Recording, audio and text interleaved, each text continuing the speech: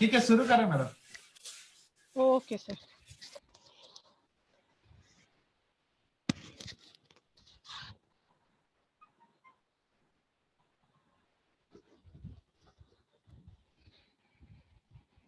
Good morning, one and all. Good morning to all the enthusiastic students of homeopathy. Today we are here to discuss Kent's view on sick, and this chapter I'm sure all of you all must be reading right from your first year. This is the first chapter of Kent, and this chapter is very important as it emphasizes on aphorism number one. Aphorism number one, Kent has given a further understanding to the first aphorism. Kent has explained what exactly is sick. He is having certain objectives in going for this chapter. So before we start with that, myself, Dr. Varsha Sharma, Associate Professor in the Department of Organon at Dr. G.D. Paul Foundation, YMT Homeopathic Medical College, Navi Mumbai. Now, as I told you regarding the objective, the objective of understanding the first aphorism, the high and only mission of the physician is to restore the sick to health, to cure as it is termed. This is the first aphorism. I hope all of you are well aware about the first aphorism. So, what is the objective of Keynes? Keynes' objective is to have a thorough understanding of this aphorism. So, how has he dealt with this objective? How has he dealt that he will further understand, further make the students emphasize regarding first aphorism? So, with that, he has tried to make the students understand what is sick, who is sick, what is sickness, what does the sickness proceed to, where can it progress to. Then this next objective or next point which he is taken is restoration of health, because as it is given in the aphorism, it is to restore the health. So what do you mean by restoration of health? What will restoration of health lead to? What are the duties of the physician? What is the duty of the physician and how can cure be attained? So the objectives are, there are many what, how, buts in this slide. These are the objectives which Ken is fulfilled in his chapter of the sick. So, where we've seen is just an understanding of the first aphorism. So, we'll see in this chapter, we'll see in our today's session how we try to emphasize on these points. So, for starting with that, Kent has differentiated between the old school and homeopathy. Initially, to understand what is sick, what is sickness, he is given an understanding between the old school and the homeopathy. I would just like to request the students, we'll be taking the queries towards the end of the session. So kindly note down your queries and keep. In case there are any queries, we'll surely sort it at the end of the session. So this is again a difference between homeopathy and old school. In homeopathy, we all know we have a principle, it affirms a principle, whereas the old school denies the existence of any principle. Homeopathy is based on law, we don't just have opinions, whereas in old school it just plainly rests on individual opinions, they don't have any laws or principles. Same thing in homeopathy. Now I want you to just pay attention to this thing. In homeopathy, there is something prior to results. Now, this is what Kent has further emphasized in the chapter. What does he mean prior to results? We'll see it further. Whereas old school just considers the results, they are not considered there's something prior to the results. They claim that the disease exists without a cause. Old school doesn't believe anything that there is some cause. Whatever is the resultant, whatever is the diagnosis, based on that they prescribe the medicine. They deal only with the ultimates. They don't observe what is the cause. They just deal with the ultimates. There is nothing but the results of the disease. Tissue changes. Now, again, this is one more aspect which Kent has further emphasized in this chapter. Tissue changes are only the results. In homeopathy, we believe that whatever is the tissue changes, they are only the results of the disease and they are not the disease. Whereas old school considers the tissue changes are only the disease and whatever they have to prescribe, it is just based on this tissue change, and they deny to understand the real nature of man. The old school denies. They feel We don't need to understand what is the nature of the man. For us, is only the tissue changes what is important, and is only the tissue changes on which we are going to prescribe and treat the patient. So this is the basic difference that is between the homeopathy and old school, which Kent has emphasized. As I said about the tissue changes, and in the previous slide where I told you about the prior to results. Now these are the 2 points which Kent has further emphasized. Now we'll see how Kent has emphasized. Now, after giving a brief idea regarding homeopathy and the old school, next Kent says the name of the chapter itself is sick, and everything is rotating around sick. So he's saying what is now? So next he's asking, who is sick? Who is a sick person? Whom will you call a sick person? Sick is a person whose vital force is deranged. Now, we see when the vital force is deranged, once the vital force is deranged, then it will affect the mind and it will affect the body.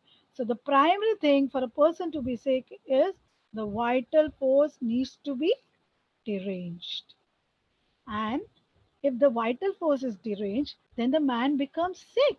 And when the man is sick, what we have to do is we have to restore him back to health. We have to restore the sick man back to health. And we don't have to restore his body or tissues back to health. So the thing is that we have to restore the sick man back to health. What is health now? Health is when there's a harmonious balance between the mind and the body. There's a harmonious balance between the mind and the body. That means mental, physical, and emotional well being of the patient is nothing but health. So, when the vital force is disturbed, the person becomes sick. You have to see that is brought back to health and bringing the patient back to health, restoring the patient back to health. You don't have to restore the body or the tissues back to health, whereas you have to restore the sick man back to health. Now, what he says, when the man is restored to health, there shall be restoration of harmony.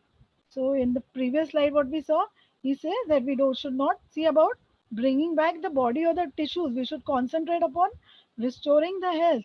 Whereas now he says, once you restore to health, automatically there will be restoration in the tissues. So, your aim should be restoration of health, which will lead to restoration of harmony in the tissues. Then what he says, now when he says it has to be restored back to health, then he says the patient is sick prior to the localization of the disease. Because we saw when the patient becomes sick, when there's a derangement of the vital force. So the sickness starts from that stage when there's a derangement of the vital force. So we see it is prior to the localization of the disease. Here I have just depicted that there's a localization of the disease. Here we can see in the liver, in the heart, the disease is localized. But does this stage come first? No. The stage is here when the vital force is deranged. That means the patient is sick prior to this localization. The sickness starts long before the localization of the disease. So if we see for homeopaths, it is an advantage. We can treat the patient in this stage. We can start treating the patient when the vital force is disturbed rather than waiting till the disease has localized. Whereas the old school waits for the disease to localize because they recognize the disease after it gets localized. For them, localization is important. For them, they treat the results, they treat the ultimates, they don't consider this aspect. So, we as homeopaths, if we start treating when the patient is sick, when the vital force is deranged, we can break the chain here itself. We can prevent the progression of the disease. We can prevent the disease from being localized. So that's a big advantage for homeopathy and for homeopaths.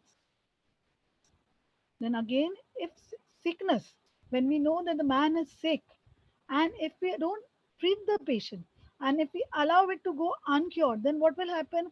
As we saw in the previous slide, that it get localized. If we don't, prior to the localization, there is sickness. So if you don't treat the patient here, you don't break the chain here, what will happen? Tissue changes will occur, the organs will get affected, the body will get disease, and the patient will get progression of the disease. That means the disease will go into localization. So we need to bring and break the chain here itself so that we can prevent the localization. Hence, he says man is sick prior to the localization, and the sickness starts long before the localization of the disease. Then, after localization, spoken about tissue changes. What he says? Tissue changes. Once the disease is localized now, there is the vital force which is disturbed, then it progresses into the localization of the disease. Now, once it localized, now suppose it is localized in the liver or it localizes in the heart or kidney, anywhere it localizes. Once it localizes over there, then what happens? Tissue changes start. Tissue changes start. Now, what happens? These tissue changes, they are not the disease. Why? What is the cause? What is the origin of the disease? Deranged vital force. Tissue changes are end. They are the ultimates. They are the results of the disease. So, hence, what Kent has emphasized is tissue changes are the results of the disease and they are not the disease. They come at the end of the disease.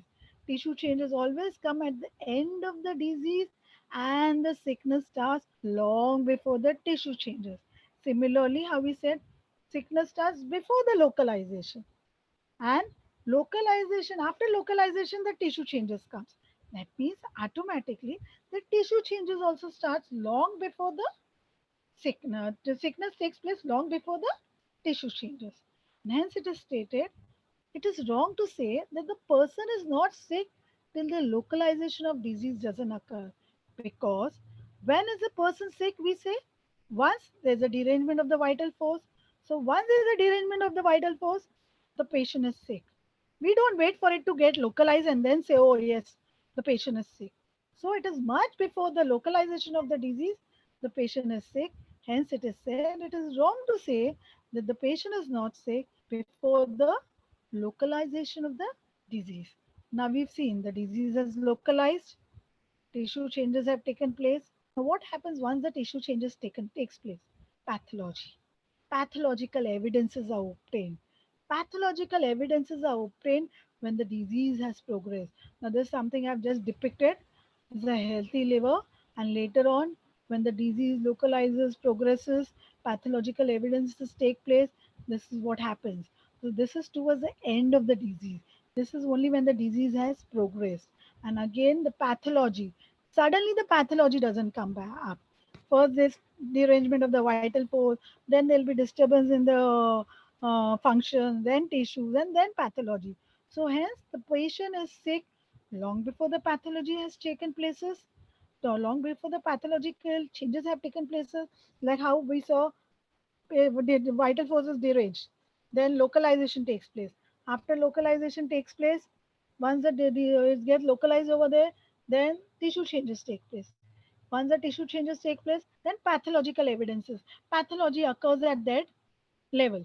So then, hence, what we say, localization much before the localization, patient is sick. Much before the tissue changes, the patient is sick.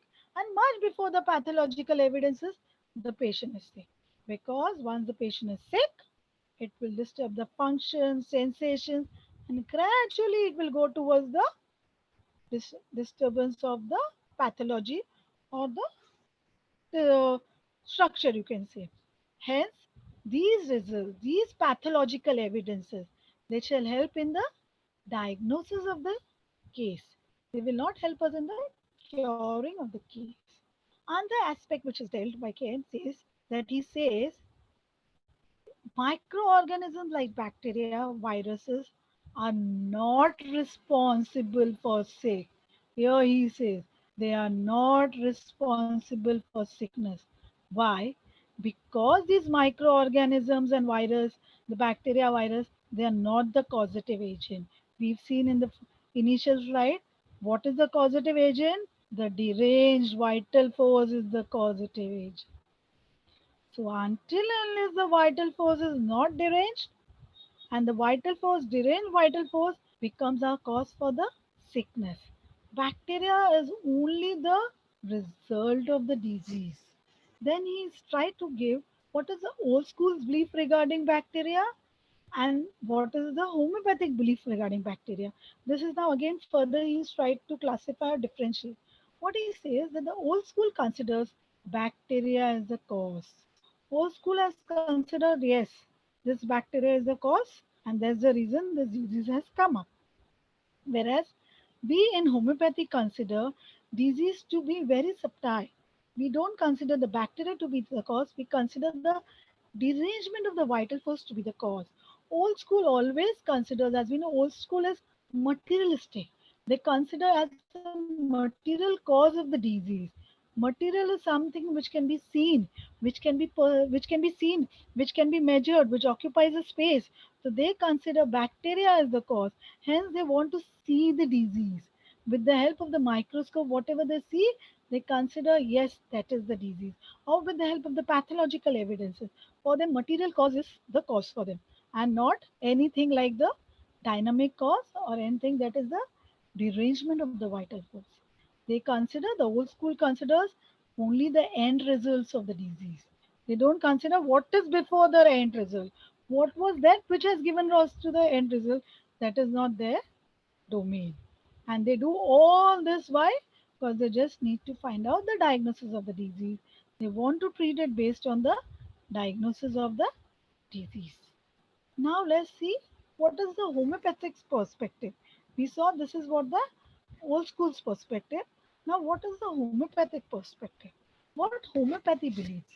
Homeopathy believes that there's something prior to the bacteria, something before the bacteria, because even if all of us are exposed to the same bacteria, it is not necessary that all of us will be affected by the bacteria. There is something which is known as individual susceptibility. Now, what is susceptibility? Susceptibility is the inherent capacity of an individual to receive and react to a stimuli. So, here in this case, bacteria is a stimuli. Now, it is the individual's reactivity and how the individual reacts and receives the stimuli. What is that reactivity? What is that response? That is important. That is known as individual susceptibility, and based on that, one may be affected by the bacteria or not.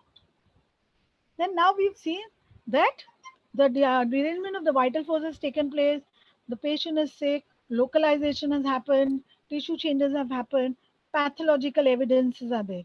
Now what to do? The organ has become sick, the organ has become disease. So do we remove the organ? Is that what is cure? So here, what again Kent has said, removal of sick organ is not cure. It cannot be cured by just removing the sick organ. Why? Because we've just seen how does the organ become sick. The organ is becoming sick, localization, tissue changes, pathology has taken place. That's the reason the organ has become sick. So, is this the cause? No, this is not the cause. The cause, what we saw is derangement of the vital force. What we see, tissue changes, pathology, everything is nothing but the ultimates, the results. These are the words used by Kent in his philosophy. So these are the words which you need to reproduce in your answers. So they are the results, they are the ultimates which are seen. So the sick organ which you see, which we come across, is not the cause, it is the result. And if you remove the sick organ, once you're removing the sick organ, will it lead to cure? No. Why? Because the cause is still there. The cause is still there. The organ is made sick. The organ is made sick because it is a result of the disease. Now let me give you an example over here. Let us take a potted plant. Take a plant, a potted plant, and you see in that plant the leaves have become yellow. The leaves get withered. So now what we'll do, okay, now the leaves have become yellow, the leaves have got withered. So what I'll decide, I'll remove and plug the leaves of this yellow leaves from my plant. I'll leave the green leaves. I'll say, okay, now these are the yellow leaves. Let me remove these yellow leaves and throw the yellow leaves. So what am I expecting? Do I expect now the new leaves that will come, they'll come green? Is it possible? Why? Because these yellow leaves that have come up, these leaves which have become withered, that is the result. Is that the cause? Removing those leaves and expecting the new set of leaves to come green? That's not cause. That is the result.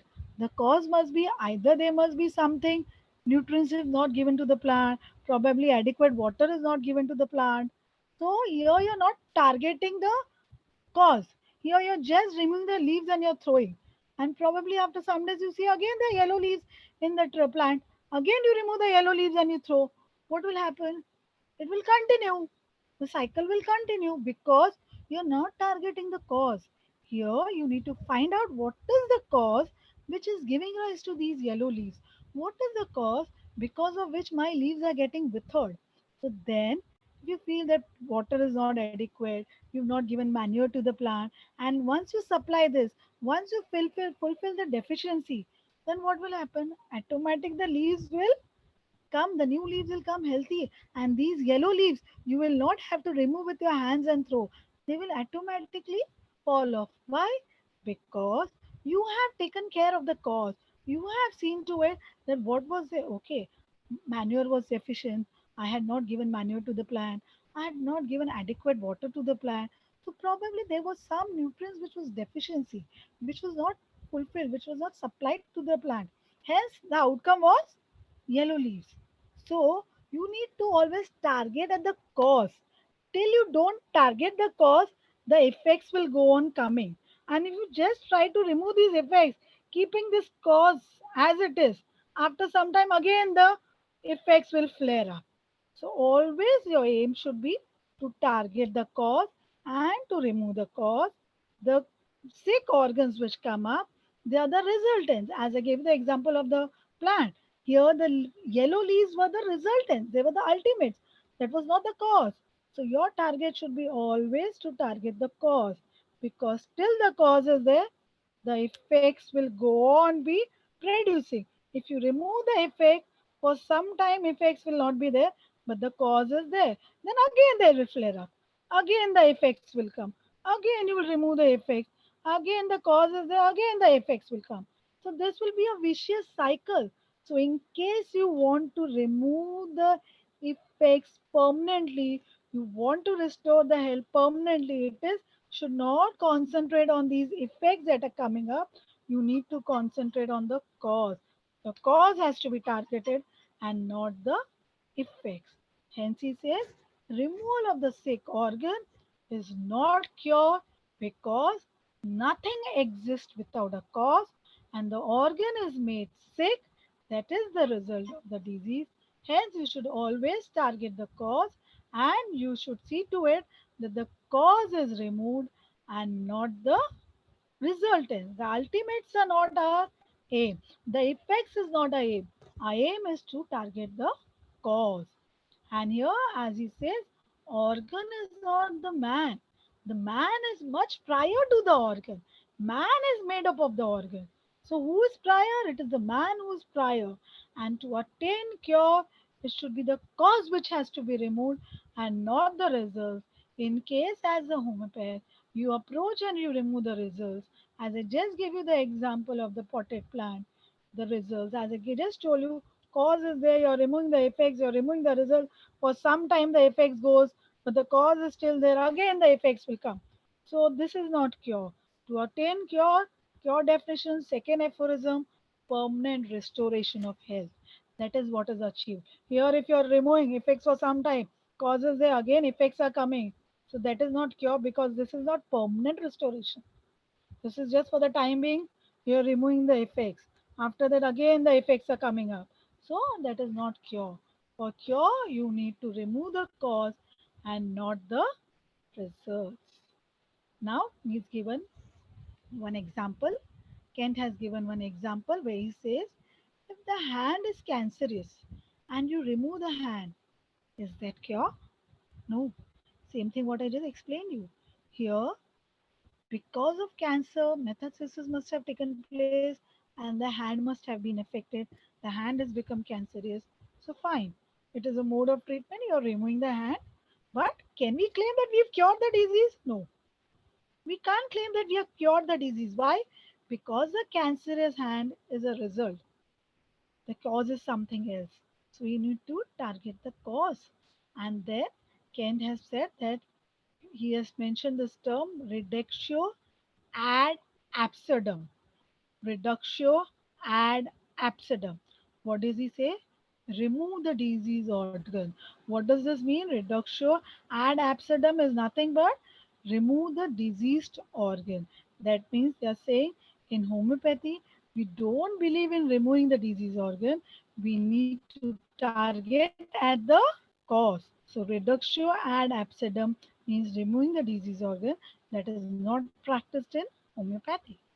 Now we've seen about the sickness, we've seen what we have to restore it back to health to gain cure. Now we need to see what is this order of sickness and what is this order of cure. Now, what do you mean by order of sickness? Order of sickness means how has the sickness proceeded. We have to at the same time see how we have to cure. So, what is the order of sickness and order of cure is from man to his organs. Man to his organs means that we just saw that the vital force is disturbed first. So the sickness starts at that stage. The man is sick when the vital force is disturbed and then it gets localized to the organs. So the order of sickness is from the disturbance of the vital force, the derangement of the vital force to the localization of the disease in the organs. That means the order of sickness is from the man to his organs. Clear? The order of sickness. Sickness starts in mind, derangement of the vital force, and then it gets localized, and that is nothing to the organ. That means your order of sickness is from man to organs. It proceeds from the derangement of the vital force to the localization to the pathology. And now, what do you mean by order of cure? Sickness is from man to organs. Order of cure is also man to organs. How is the order of cure from man to organs? Because when we are curing, we'll see now. Further, I'll be emphasizing more on this point. When we are curing a patient, again, what I told you, cause. The cause lies where? In the man. So here again, our target will be to target the man. And this is because here is a cause. Cause is here in the sick person, and here this localization in the organs is nothing but your results. So this is your cause, and this is your result. This is your effects. Earlier, what I just told you, we need to target the cause. For cure, we have to target the cause. So once we target the cause, the effects will itself go away. The effects will itself get diminished. So our aim should be targeting the cause and the effects will go. So hence our order of sickness and our order of cure both should be from man to his organs. I hope it is clear. Derangement vital force, it gets localized. So the disease or the sickness also proceeds from man to organ. When we have to cure, here is the cause and these are the effects. So again we have to proceed from cause. We have to target the cause, automatically the effects will go away.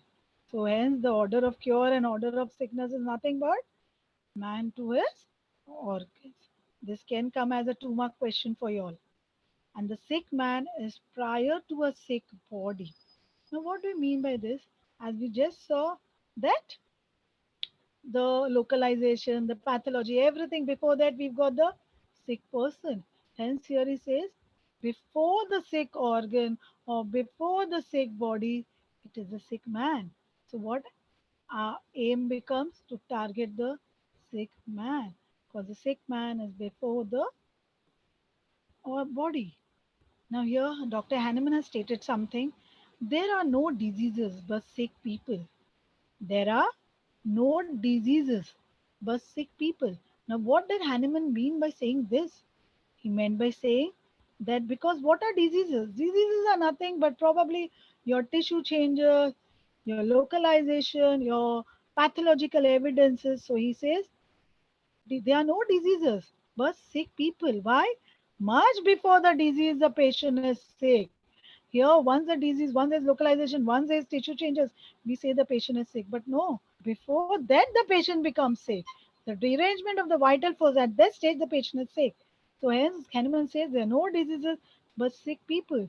Similarly, in homeopathy, also we say that we don't treat hypertension, We don't treat diabetes. We don't treat ulcers. Now, what is the meaning of this? But at the same time, try to understand. We don't treat diabetes. We don't treat hypertension. But we treat a sick person suffering with diabetes. We treat a sick person suffering with homeopathy. I hope you understood. Here we are not treating the disease. We are not treating diabetes, hypertension, but we treat a sick person who is suffering with hypertension, a sick person who is suffering from diabetes. So, hence, Hahnemann has stated that there are no diseases but sick people. You can get this as a 10-mark question. Explain or justify Hahnemann's statement that there are no sick diseases but sick people. So you'll have to explain everything regarding right from what is sickness, what is localization, tissue changes, pathology, and how sickness begins much before the localization and before the disease is known through tissue changes or pathological evidences. Hence, Hahnemann says that there are no sickness diseases but sick people, and we need to target on the sick people. We need to target on the sick and not on the disease. Now, something here now Kent has tried to make us understand what does he mean by man? What does he mean by saying who is a man and what is a cadaver? He's told the difference between a man and a cadaver. He says a man wills and understands, whereas a cadaver does not will and understand. What takes departure in a cadaver is something to know and something to will. The ability or the capability to will and the capability to understand, to know, is that which takes departure in a cadaver. So, what is important is that the man wills and understands. So, what he says, the man wills and understands. The will and understand is prior to the body. What he says, much before the body, there is will and understanding. In my next slide, diagrammatically, I've explained you. We'll just read through. Will and understanding constitutes the man. Man is will and understanding, and the house in which he lives is his body. Now we'll see. As I told you, will and understanding is first, and then is the body. So, will and understanding is prior to the body. The will and understanding together constitutes a man, and the place, the house where the will and understanding stays, it is in this body. Will and understanding is prior to the body. This is important. Everything is here and it is prior to the body. And the will and understanding together constitutes a man, and the man is made of will and understanding, and the house of the will and understanding is the body. I hope it is clear. We'll now again go back to our previous slide. Will and understanding is prior to the body. Will and understanding together constitutes the man. The man is made about will and understanding, and man is will and understanding, and the house in which the man lives is his body. I hope now it is clear. Will and understanding is first, it is prior to the body. These two things, will and understanding, together constitutes the man, and the man where he stays is in the body. Now, what if the will and understanding operate in order? It is health. To say that the person is healthy, the will and understanding needs to operate in order. In case there is an alteration of the will and understanding, it will lead to sickness. Order is health, alteration is sickness, and the moment there is suppression of will and understanding, where we saw the difference between the man and the cadaver. In cadaver, what takes departure is the ability to know and will.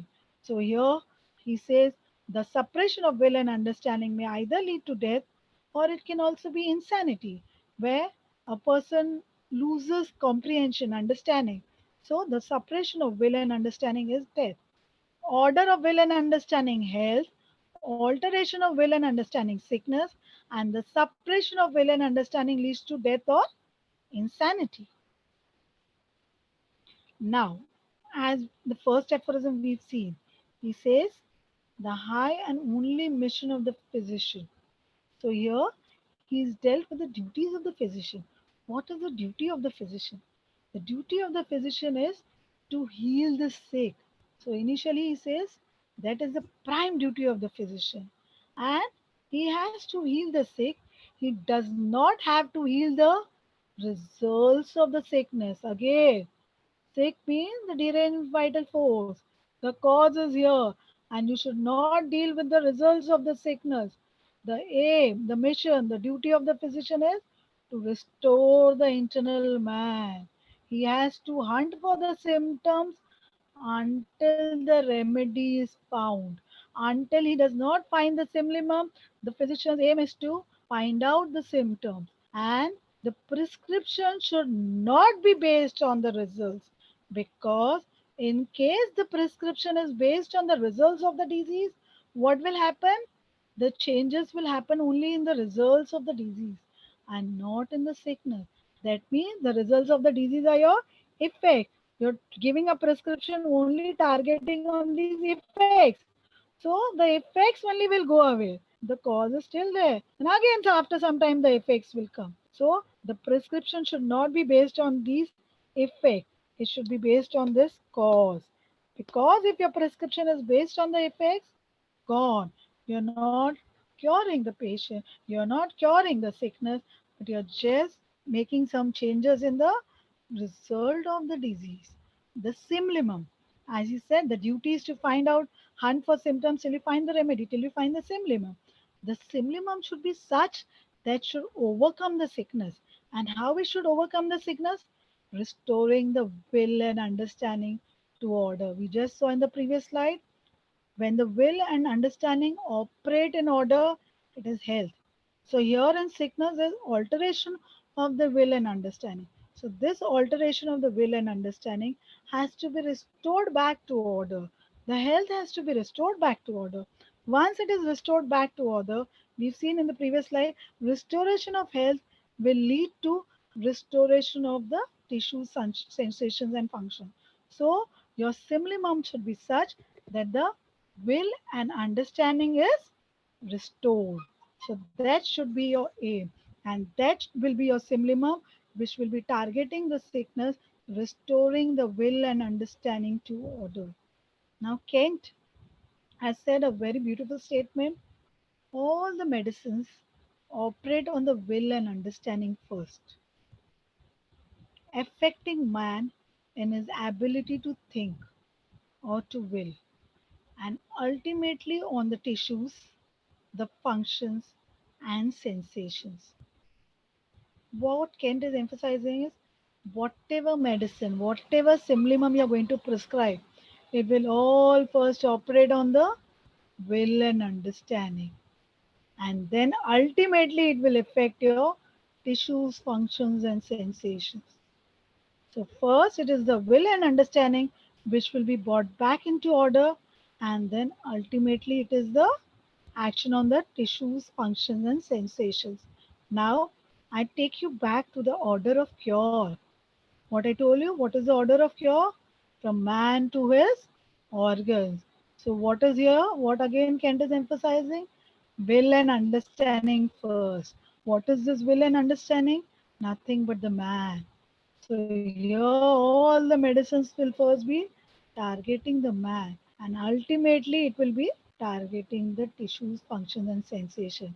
So this is what your whatever localization, whatever is done in the organ. So here again, it's very clearly depicts how the order of cure takes place. Order of cure takes place from man to the organs, from the will and understanding first, then ultimately to the tissues, functions, and sensations. So the order of cure is nothing but from the man to the organs. And here where you're restoring health, once the medicine operates on the will and understanding, that means the will and understanding will be brought back to order. That means you're restoring health. And once the health is restored, automatically there'll be restoration of the tissues, functions, and sensations. So here is very clear the statement of Kane. The will and understanding is brought back first into order, and then ultimately the tissues, functions, and sensations. All medicines operate on the will and understanding first, affecting a man's ability to think or will, and ultimately on the tissues, the functions, and sensations. This is a statement stated by Dr. Kent. Then something now we've seen. Kent has given lots of importance to this will and understanding. He says the disease originates from there. If the will and understanding is not in order, there's alteration in the will and understanding. It leads to the sickness. So, hence, what he has emphasized in this chapter is that the mind symptoms should be are very useful, are very important, and they should never be overlooked. Why?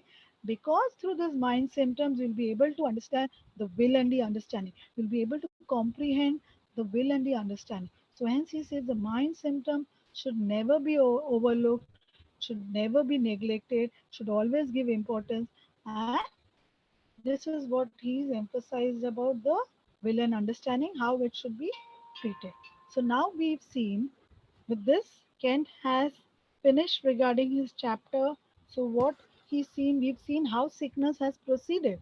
How he says first that who is sick, what is sickness, and if there's a derangement of the vital force, we call it sickness. And if this sickness is not targeted at the initial stage, then it may proceed. Localization may take place.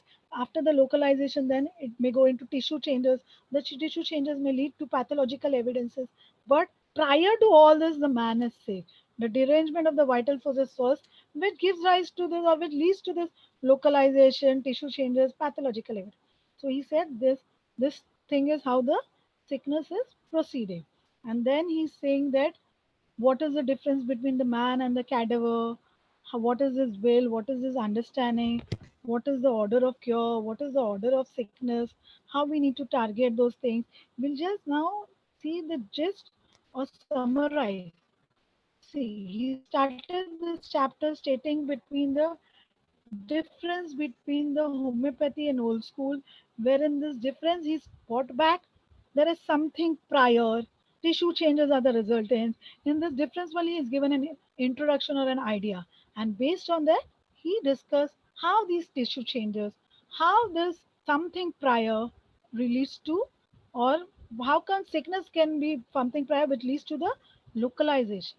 Then he's discussed who is sick, the derangement of the vital force, that is sick, that person is sick. Then when man is sick, it has to be restored back to health. And the restoration of health is something which will lead to restoration of functions, sensations. Then what he says again, sickness is prior to your localization, tissue changes, pathological evidences. And then tissue changes are not the results. Sorry, tissue changes are the results. They are not the disease. He has emphasized on this point that the tissue changes comes at the end. They are only responsive. Sorry, they only give us an idea regarding the diagnosis, but they are not the disease. They are not the cause. They are only the results. They are the ultimate. The effects and the pathological evidences come only when the diseases has progressed. The microorganism is again not the causative agent. Then he emphasized on the belief of the old school and homeopathic school belief regarding the bacteria. What is the belief regarding the bacteria about the old school and homeopathy? Then here he says once your organ becomes sick, it does not mean removing the organ becomes cure, because automatically when you remove an organ, there's compensatory mechanism. Suppose you've removed a kidney. Yes, we say with one kidney also the human being can function. But if you remove one kidney, what happens? The on two kidneys the function, both your kidneys are healthy and both kidneys are function normally.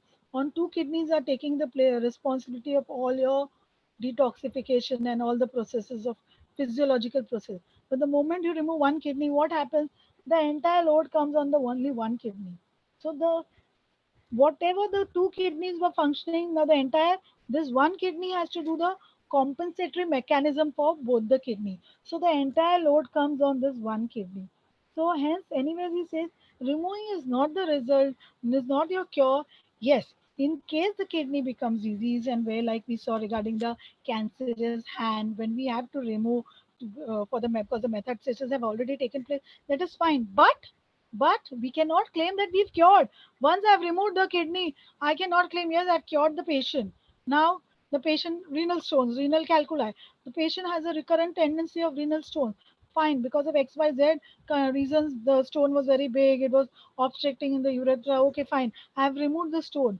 But do I claim that now I've cured the patient? No, because the patient already has an history of recurrency. So there are chances that the stones can again come. Here, the stones that have come is the result. It is the effect. The cause is something else.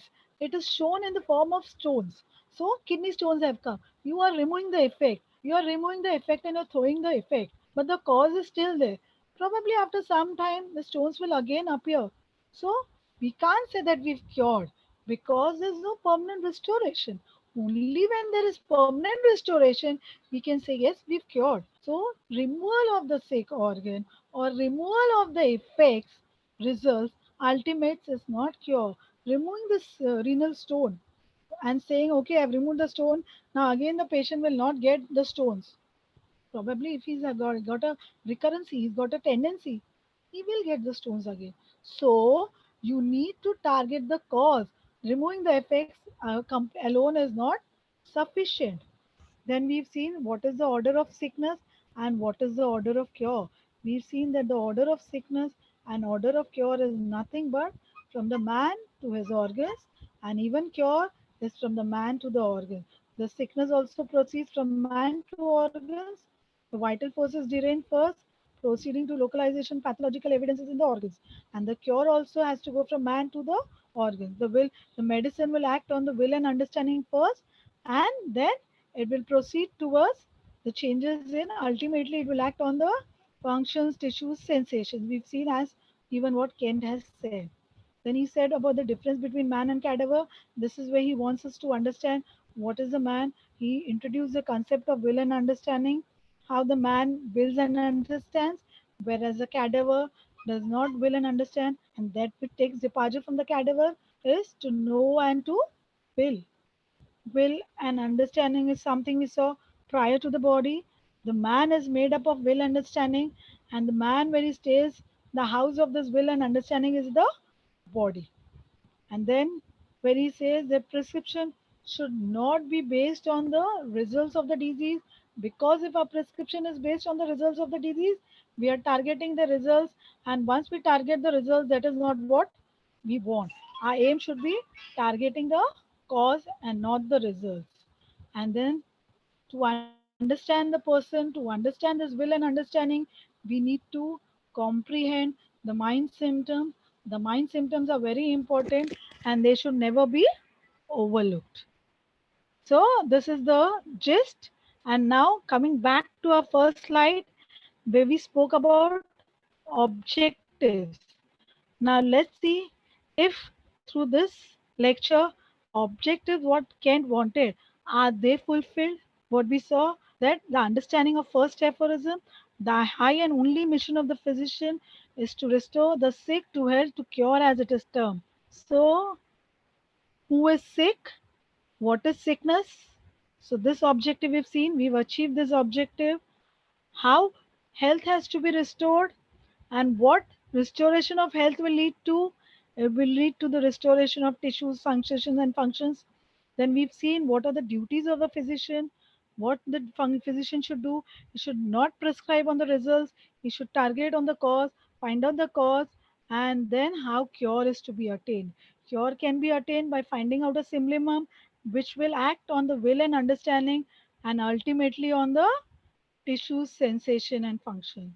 So this is the objectives. So we have started with these objectives, and in the last slide we are seeing if we've achieved these objectives. So we've seen to it that we've achieved these objectives.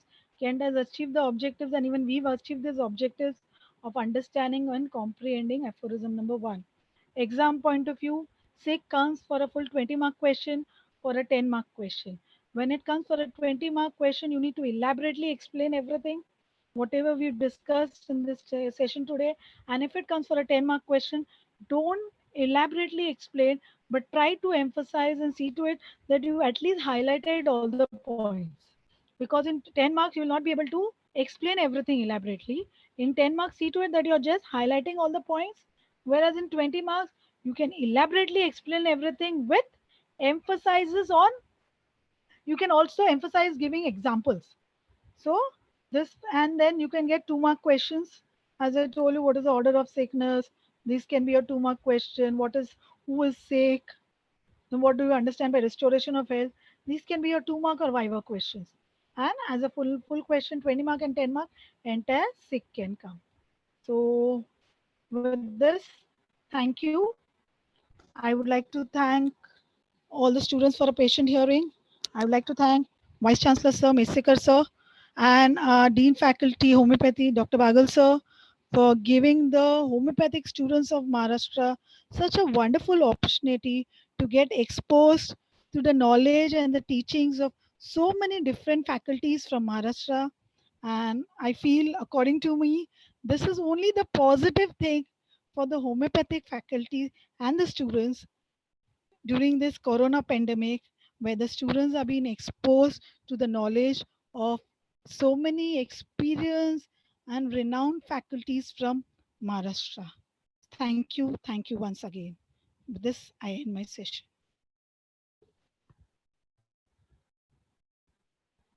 Anyone is having any queries? Anyone is having any queries? Anyone is having any queries? Wait. Any query? Unmuted you all. Anyone with any query before we end the session? Anyone, any query? Hello. Yeah. How Yeah, will who's that? I'm final year student. Anyone with any query? Hello, ma'am. You hear me? No. Anyone with any query? Yes, ma'am. I have one query. Yeah, I can't hear you. Can you be a bit more clear? Who's having a query? I am a final year student. Hello? Any query? बोलते तिला सांग ना. मी query. We end the session. We end the session. Ma'am, No queries? yes, ma'am. How to study the philosophy, topics of philosophy? Pardon? Philosophy? Hello, who's that? I'm a Hello? final year student. Hello? How Can many? you put your question in the chat? Else, because I'm not able to hear you. Can you quickly put your question in the chat? Whoever is having a query? Whoever is having a query, kindly quickly put your question in the chat.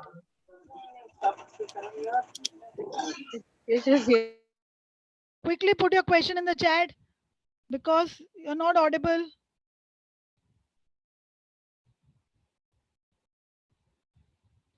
Philosophy, yeah, students have a query how philosophy has to be read. I will tell all the students to read the chapters again and again and make your own notes. Just underlining in the philosophy book is not sufficient. You all have to try to understand and put it in your own words, make the concept, understand the concept, and write it in your own words, in your own notes. Then it becomes very easy for you just before one day before revising the chapters. Reading the Kant's entire philosophy one day before the exam is impossible, not possible, because as you proceed, you've got Keynes, Robert Close, you've got all the philosophies, you've got Organon, so that is not possible. So hence, you will have to make your own notes. You will have to summarize. Like now, in the last 3 slides, we made the gist. So you have to just put this points. One day before the exam, you have to just read the gist, and you should know how you have to elaborate. Once you just put the gist, you have to just read the gist, and elaboration should be ready with you. One day before the exam, only the gist of the points should be read, and that is what can be covered, or else it will become difficult for you to read. Yeah, there's a query stating that how to study topics of philosophy. That is what I have taken. That the philosophy needs to be read continuously. The chapters have to be read continuously, and it has to be made your own notes, and then make a gist of the points, summarize the chapter, reading the chapter. If you see, this chapter of sick itself is 23 to 24 pages. If you try to read this chapter before the exam, there are 37 chapters in Kent. Before the exam, if you sit reading one day before the exam, it's not possible for you to even finish 10 chapters one day before the exam. So I will say all of you all have to read, make your own notes, remove the summary at the end of every chapter, and one day before the exam, just go through the summary of these chapters. So this is one query which I solved. Which other query? Yeah, sickness means derangement of the vital force. Sick, what is sick? Sick is nothing but the derangement of the vital force. Any other query? Any other query? Any other query?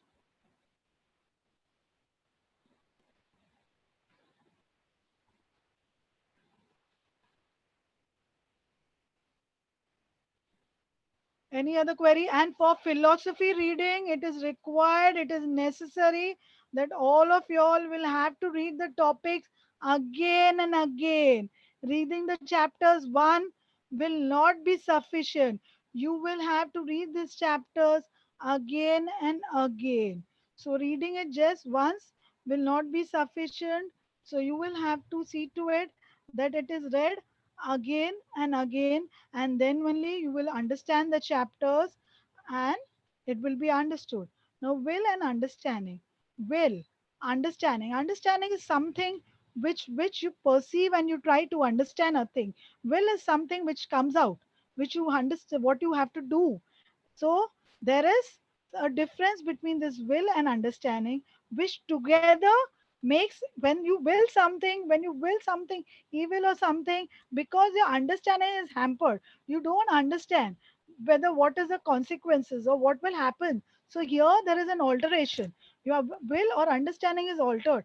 The concept of understanding, perceiving gets altered, then it becomes that you will not be able to understand. Now, the next query is how removal of cause takes place in acute cases. Is mind symptom necessary to consider an acute? How removal of cause takes place in acute cases. And the next part is mind symptom necessary to consider an acute state? Yes. In acute state, removal of cause has to be taken place, because in acute state it becomes very easy. On the contrary, you may have an exciting cause, you may have some ailments from which is leading to the acute stage, which has led to the origin of the disease. So you need to find out what is the cause, what is the exciting cause which has led to the condition, acute case. And mind symptom, yes, mind symptom, is it necessary to consider an acute state? In mind symptoms, in an acute, will come mostly as a concomitant. Now, I don't know if first year students are here, they may not understand what's a concomitant, whereas the second, third, fourth year students will understand what's a concomitant. So, you know what's a concomitant when there's a time relation and no pathological relation. So, I say, I have got, now suppose we take the example of tonsillitis. I have tonsillitis since the last 2 days. My tonsils are swollen. I've got severe pain in the tonsils and it is swollen. So now when there is, I am difficult to swallow, and then the moment I take something warm, there is pain. So the symptomatologies are there. And with the symptomatology, I say, from the day I have got this problem, from the day there is pain in over here, doctor, I have become very irritable. Slightest thing irritates me. Now this irritability, slightest thing irritating me is nothing but it's a mental symptom. But now it is a concomitant, it is having a time relationship with my tonsil complaint. So it is a concomitant. And in such cases, the mind symptoms has to be considered. Now, in the same case of tonsillitis, I tell you that yes, doctor, I've got this complaint of tonsillitis. I've got this pain in the throat, difficult to swallow. I've got the complaint, just see, and then you've seen, and I've diagnosed as a case of tonsillitis. And then when I take your case, then you tell me, hey, yeah, doctor, I get irritable also, गुस्सा भी जल्दी आता है, I get anger also. And now I have to differentiate whether this irritability is a state of the acute phase, or this irritability is a state which is the constitutional state of the patient. So I need to differentiate. If this irritability is along with the acute state, if this irritability is along with the acute complaints, that means it is a concomitant and it has to be considered. But if this irritability is my state, my constitutional state, then while prescribing for the acute, you will not consider, because acute prescription deals only with the acute totality and not with your constitutional totality. Your constitutional totality deals with your constitutional prescription, which will deal with the person as a whole, as man as a whole, and not with the individual acute totality. So, in case the mind symptoms do in your acute totality, yes, it has to be considered. But in case mind symptoms are not there in the acute totality, then please don't consider. In case the irritability is my constitutional state, then it will be considered for the constitutional prescription, for the chronic prescription, and not for the acute prescription. So, hence, the mind symptom in your acute totality will be considered only when it is a part of the acute totality. If it is not a part of the acute totality, it will not be considered for your acute prescription. Acute prescription is based only on the acute totality. Any more queries? I hope it is clear. Namita, I hope your query is cleared. Any other query? Any other query? Any other query? Do we end the session? Ravi, Ravi Gatakar, I hope it's clear how to study the topics of philosophy. You will have to read, read, read. Students get it boring reading philosophy. Nothing is boring. It is very interesting. And believe me, philosophy is very important for your practice point of view. It has got many practical tips which is going to help you for your practice. So you need to read philosophy. Read it. You may not 100% you will not understand it completely in your first reading. You will have to read it thoroughly again and again, and then only you will be able to understand the chapter clearly. Any other query? Any other query? Any other query? Do we end the session?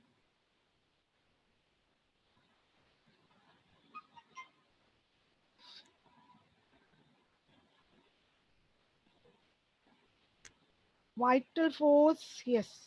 What do you mean by vital force? Now, see, if you take this, is going to take a different and a whole section altogether, because I hope you all have read the aphorism between 9 to 16, where Hahnemann has explained everything in detail about vital force, what is vital force, what is the understanding of vital force, how vital force is important for us, because it is that which maintains the harmonious flow. As I told you, what is sick? Sick is where the harmonious flow between the mind and the body is disturbed. And when the vital force is disturbed, sickness comes. That means the harmonious flow between the mind and the body gets disturbed. So if the harmonious flow between the mind and the body, even Kent has said something about the influx, the cause and effect relationship, and Robert has compared it with vacuum. So when the cause and when there is a disturbance in the chain of effect, the chain of cause and effect relationship, then there is something where the chain is broken, the vital force is disturbed, and it leads to sickness. So vital force is something which is primarily important, which maintains all the sensations and the functions of the body.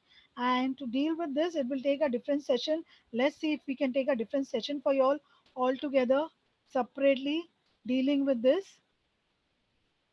Let's see, Snail, if it's possible.